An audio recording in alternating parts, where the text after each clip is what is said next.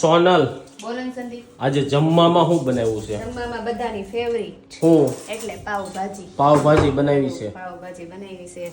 પાવભાજી છે ક્યાં બનાવી છે? તો બતાવું છું ને. હમ. જો આ પાપડ, અહીંયા ભાજી પાવભાજી ભાજી છે, પછી આ કાંદા ટમેટા અને સિંગદાણા વાળું સલાડ છે, કાકડી મૂળા અને કાંદા અને છાશ, અને તમારી માટે ભાખરી ને આપણે અમારી પાવ માટે નથી પાવ. ખાતા. કેટલા લોકો મારી જેવા છે જે પાવભાજી અરે પાવ ન ખાય પણ ભાખરી ખાય.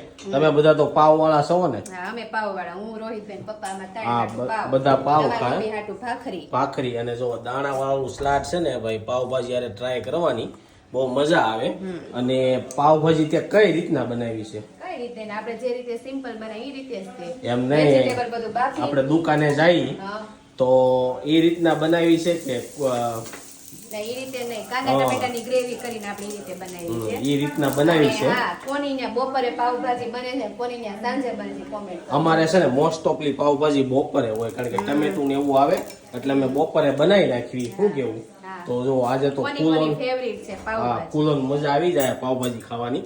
બાકી અમે આ વિડીયો સુરત થી બનાવી છે. તમે વિડીયો ક્યાંથી જોવો છો અને તમારા સિટીમાં બેસ્ટ પાવભાજી ક્યાંની છે કોમેન્ટ કરજો. અમારા સુરતમાં તો બહુ બધી જગ્યાએ બેસ્ટ પાવભાજી મળે છે. અને તો હાલો પાવભાજી હાલો ખાવા. પાવભાજી જમી લઈએ આજે.